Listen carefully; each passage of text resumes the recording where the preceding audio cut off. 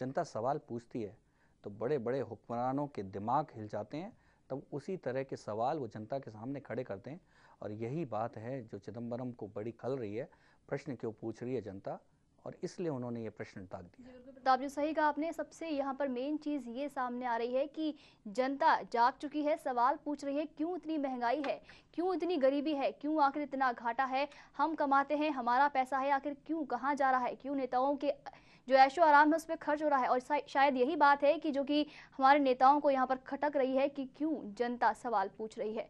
फिलहाल हम कहेंगे छोटे से ब्रेक के लिए, ब्रेक के बाद होंगे फिर से हाजिर।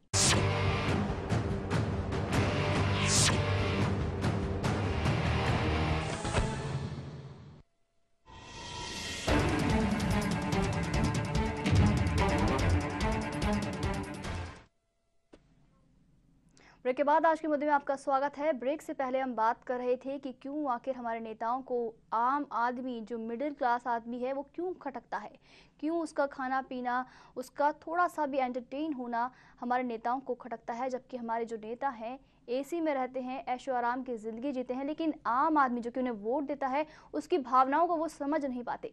गृह मंत्री के बयान ने एक बार फिर से ये साबित कर दिया है कि सरकार को मध्यम वर्ग रास नहीं आता है। लेकिन सवाल ये है कि आखिर क्यों सरकार मध्यम वर्ग के पीछे पड़ी हुई है, क्या कारण है इसके पीछे, और इसी पर पेश है ये विशेष रिपोर्ट।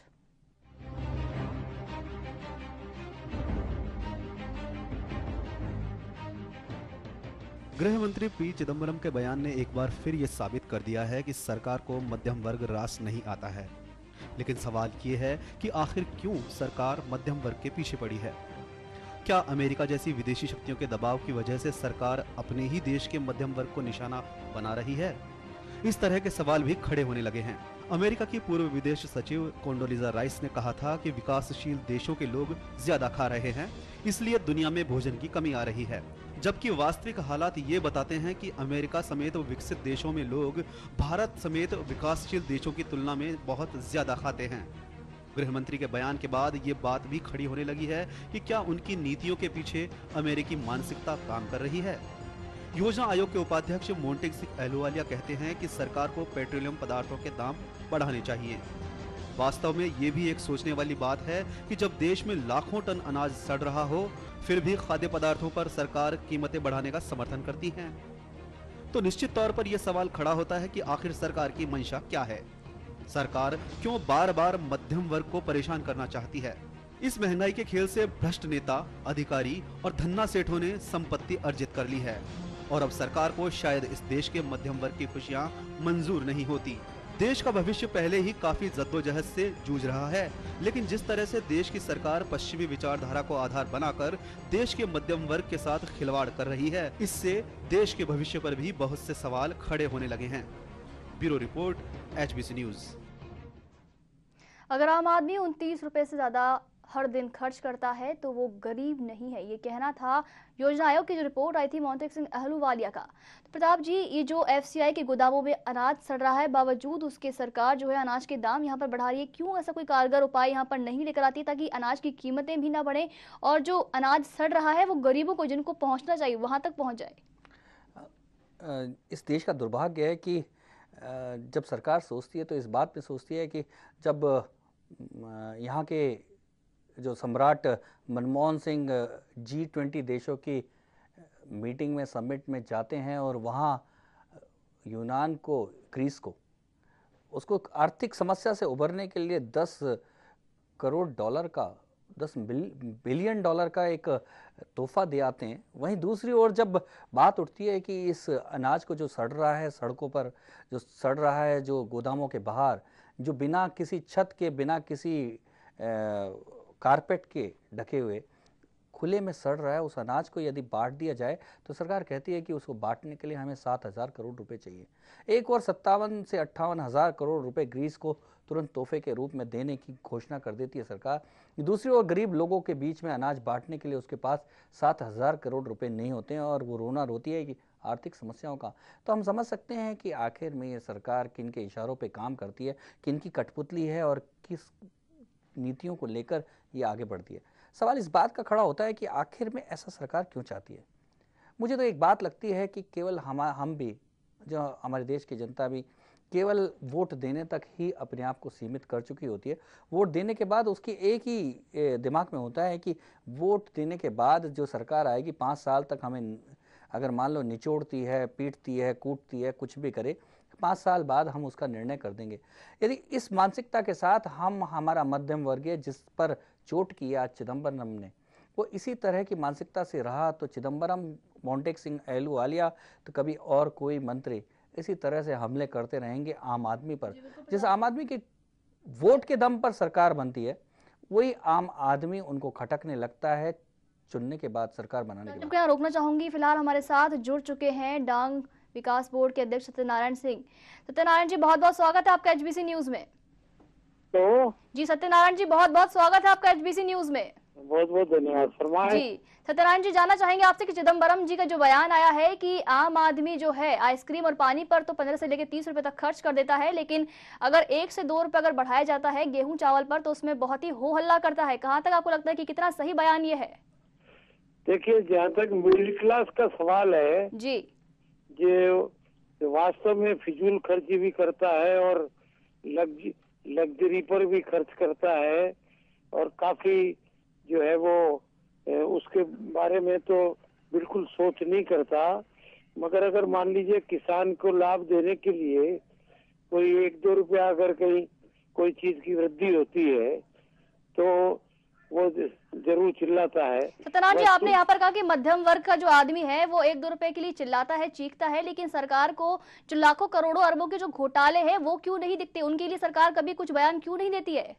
देखिए, लाखों अरबों के घोटाले से तो इसका कोई संबंध नहीं है। ये जो महंगाई बढ़ने का एक कारण ये भी है जी कि मिडिल क्लास शादियों में फिजूल खर्ची करता है और जगह फिजूल खर्ची करता है। सत्यनारायण जी, मैं हैं। आपको यहाँ रोकना चाहूंगा। चिदम्बरम का बयान कभी मुकेश अंबानी के एंटालिया टावर पे नहीं आता।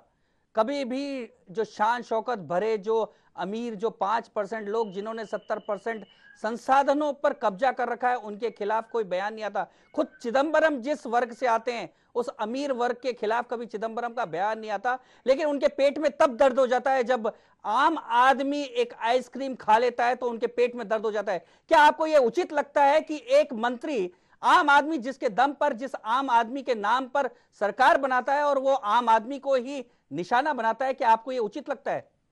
देखिए, उन्होंने ये बात आम आदमी के से नहीं कही। मध्यम वर्गीय सत्यनारायण जी, मध्यम वर्गीय आम आदमी होता है। 90% यहाँ के लोग आम आदमी हैं। भारत की 90% जनता आम आदमी है।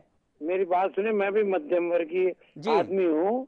अगर कोई 1 या 2 रुपया बढ़ने से किसान को ज्यादा मिलता है या मजदूर को ज्यादा मिलता है तो उस पर कोई के लिए अगर किसान पर, मध्यम वर्ग पर थोड़ा बहुत मामूली सा भी असर पड़ जाता है। सत्यनारायण जी, केवल उनका गेहूं का इशारा नहीं था, केवल उन्होंने ये एक केवल उदाहरण दिया। कुल मिलाकर उनका ये कहना था कि महंगाई पर हो हल्ला करने वाला मध्यम वर्ग पानी पर और आइसक्रीम पे खर्च कर देता है। उनका ये कहना था कि महंगाई पर आम आदमी को चुप रहना चाहिए, कितनी भी महंगाई बढ़ती जाए, सरकार कितनी भी बढ़ाती जाए, लेकिन मध्यम वर्ग को बोलने का कोई अधिकार नहीं है। ये मतलब तो नहीं था, आप इसका ये अर्थ नहीं लें। मैं जहाँ तक समझा उनका अर्थ ये था कि मध्यम वर्ग का आदमी जिसकी इच्छाएं भी बढ़ गई है, खर्चे भी बढ़ गए हैं, फिजूल खर्ची बढ़ गई है, जो ऐशो आराम की जिंदगी जीने के लिए भी आगे बढ़ता है। मैं अमीरों से कंपेयर नहीं कर रहा हूँ। वो आदमी भी अगर मामूली सी वृद्धि होती है तो महंगाई की बात करता है, मगर उसको ध्यान नहीं है मजदूर का और किसान का। अगर उसको कोई लाभ मिलता है, मैं खुद महसूस करता हूँ कि अगर गांव में घूमता हूँ, डांग एरिया में घूमता हूँ, गरीब आदमी के लिए अगर कोई सरकार सहायता सत्यनारायण जी, और मध्यम वर्ग को उसको सत्यनारायण जी एक बात बताइए, सत्यनारायण जी एक बात बताइए, क्या चिदम्बरम जो केवल आरओ का पानी पीते हैं, जो डिस्टिल वाटर पीते हैं, क्या मध्यम वर्ग को 15 रुपए की बोतल पीने का अधिकार नहीं है? क्या मध्यम वर्ग आइसक्रीम नहीं खानी चाहिए? आपका क्या कहना है कि मध्यम वर्ग को बिल्कुल आइसक्रीम नहीं खानी चाहिए? मैंने ये नहीं कहा कि ये अधिकार नहीं है। आइसक्रीम भी खूब खानी चाहिए, 15 रुपए की बोतल ही पीनी चाहिए। मगर अगर 1-2 रुपया किसी ये बढ़ाने से किसान को मिलता है, सब्जी बेचने वालों को मिलता है, मजदूर को मिलता है, उनको मिलने में कोई ऐतराज मेरे ख्याल से आप यहाँ पर नहीं कह रहे हैं होगा। कि आप डांग में जाते हैं, आप गरीबों की बातें सुनते हैं, आपको लगता है कि अगर 1 आध रुपए बढ़ेगा तो यहाँ पर गरीबों को ही मिलेगा, जो किसान है उनको मिलेगा। तो आपको क्या लगता है कि जो किसान है उनके लिए डेली के 22 रुपए खर्च अगर वो करते हैं तो वो गरीब नहीं है क्या? इतना सफिशियंट है एक आम आदमी, एक किसान के लिए, गरीब आदमी के लिए, अगर वो 22 रुपए यहाँ पर खर्च कर रहा है तो वो गरीब नहीं है? नहीं, जहां तक सवाल 22 रुपए की बात का है, वो तो गरीब जो किसान और या डांग का आदमी है वो तो सोच भी नहीं सकता आइसक्रीम खाने की और बोतल के पानी पीने की। उसको तो शुद्ध पानी ही नहीं मिल रहा है, उसको तो जो है दाल रोटी खाना ही मुश्किल पड़ रहा है, उसको तो जी, सब्जी खाना ही मुश्किल पड़ रहा है। आप यहाँ मान रहे हैं कि आम आदमी को शुद्ध पीने का पानी नहीं मिल रहा है, और अगर शुद्ध पानी पीने के लिए अगर 15 रुपए अगर आम आदमी खर्च करता है तो वो गुनाह हो गया यहाँ पर? नहीं, मैं गुनाह नहीं कह रहा हूँ, उसको सहन करना चाहिए कि हमारे ऐसे ही भाई दूसरे और भी हैं जिनको शुद्ध पानी भी नहीं मिल रहा। यानी कि सत्यनारायण जी आप कहना चाहते हैं जो ये मुद्रास्फीति हो रही है, जो इन्फ्लेशन हो रहा है, जो महंगाई बढ़ रही है, वो उचित है? यानी कि जो पेट्रोल के दाम दमादम बढ़ाए जा रहे हैं वो उचित है? जो दालों के दाम बढ़े जा रहे हैं, जो खाना आम आदमी की थाली से कम होता जा रहा है, वो उचित है? नहीं, हमको इस बात पे जाना पड़ेगा, उसके कारणों पर भी जाना पड़ेगा, उसके कारणों पर भी जाना पड़ेगा। अगर प्रशासनिक गलतियों से या पॉलिसियों से, नीतियों से अगर महंगाई बढ़ रही है, या अमीरों को लाभ देने के लिए अगर कोई महंगाई बढ़ रही है तो हमको उसका सत्यनारायण जी आप तो बड़े प्रशासनिक अधिकारी रहे हैं, तमाम पदों पे रहे हैं, आप जानते हैं कि किस तरह से देश में किस तरह से लाखों करोड़ों के घोटाले हो रहे हैं, जो आम जनता के, जो यही मध्यम वर्ग जिस पर टॉन्ट कस रहे हैं चिदंबरम, उन्हीं के मेहनतकश उन लोगों के टैक्स के पैसे किस तरह से भ्रष्टाचार में इन्हीं नेताओं के जेबों में जा रहे हैं, क्या वो महंगाई के कारण नहीं है? क्या वो इस जो देश में दाम बढ़ रहे हैं उसका कारण नहीं है? देखिए, नेताओं की जेब में जा रहे हैं या अफसरों की में जा रहे हैं या बड़े सेठों की में जा रहे हैं, ये तो एक दूसरी बात है। मेन बात ये है कि महंगाई नहीं बढ़नी चाहिए, महंगाई कम होनी चाहिए, और उसमें खास तौर से गरीब आदमियों को, किसान का और मजदूर का इसका ध्यान रखना चाहिए, और उनकी आमदनी बढ़ाने का भी ध्यान रखना चाहिए, और वो रखना पड़ेगा। एक और बात लास्ट सत्यनारायण जी मैं पूछना चाहूंगा, जिस आम आदमी के दम पर कांग्रेस सरकार चुन के आई, क्या उस आम आदमी पर इस तरह का टॉन्ट क्या चिदंबरम के मुंह से ये सही है? उन आदमियों के बारे में ये टॉन्ट नहीं है। मेरे जैसे मध्यम वर्गीय लोग जो अपनी ड्यूटी निभाते नहीं, कर्तव्य निभाते नहीं, फिजूल खर्ची करते आप भी सत्यनारायण जी, आप भी आम आदमी हैं, आप यानी कि चिदंबरम जी कह रहे हैं सत्यनारायण जी आइसक्रीम क्यों खाते हैं, तो आप आइसक्रीम खाना बंद करेंगे? नहीं, ये नहीं कहा। उन्होंने ये कहा कि आइसक्रीम तो हम लोग खा लेते हैं, मगर 1 रुपया गरीब को अगर जाता है तो उसकी बुराई करते हैं। धन्यवाद सत्यनारायण जी। तो कुल मिलाकर सत्यनारायण सिंह काफ़ी पुराने प्रशासनिक अधिकारी हैं और सब जानते हैं, लेकिन इन दिनों सरकारी पद पर हैं तो निश्चित तौर पे कहीं दबाव में आम आदमी की बात नहीं रख पा रहे, लेकिन वो उसे उचित ठहराने में लगे कहीं ना कहीं, लेकिन उनके मन से निकल रही थी। जिस आदमी को गरीब कह रहे थे उस गरीब पर भी ये टोन था चिदंबरम का, क्योंकि आम आदमी का मतलब ही गरीब और अमीर सब मिट गया है। आम आदमी इस देश की 90% जनता है, आम आदमी मध्यम वर्गीय है, और कुल मिलाकर 2 तरह का ही वर्ग है। 5% अमीर है जिनके पास 70% संसाधन है, और 5% बिल्कुल गरीब हैं जिनके पास कोई चारा नहीं है। बाकी देश का 90% वर्ग ऐसा है जो मध्यम वर्गीय है, जो अपने बाजुओं के दम पर यहाँ उत्पादन करता है, इस देश को दिशा देता है, इस देश को उत्पादन देता है, इस देश को जीडीपी देता है, इस देश को संपदा देता है, संपत्ति देता है। और जब उस पर ही सवाल खड़े होने लगते हैं, यानी मालिक पर ही अब सवाल खड़े करने लगे हैं कि आखिर में तुम क्यों भाई आइसक्रीम खा रहे हो, तो बड़ा कष्ट होता है कि आखिर में मालिक से जब ये पूछा जाए, जनसेवक, ये लोक सेवक, ये जिनके वोटों के दम पर ये चुन के आते हैं, वो उससे ही पूछने लग जाएं कि आखिर में क्यों आइसक्रीम खा रहे हो, तो बड़ा सवाल खड़ा होता है कि आखिर में मालिक कौन है। यहाँ पर कहा जाए कि मिडिल यानी कि मध्य का, यानी कि जो आम आदमी है वो मिडिल क्लास का ही है, मध्य में रहकर वो 2 पार्टों के बीच लगातार पिसता ही आ रहा है और पिसता ही जा रहा है। पीसा जा रहा है, पिसता जा रहा नहीं है ये पूनम, पीसा जा रहा है, जानबूझ के पीसा जा रहा है, क्योंकि ये वो वर्ग है जो परिवर्तन लाता है, ये वो वर्ग है जो बदल देता है सत्ता को, ये वो वर्ग है जो आज़ादी की अलग जगाता है, ये वो वर्ग है जो संस्कृति का प्रभाव बनता है, ये वो वर्ग है जो शिक्षा की अलग जगाता है, ये वो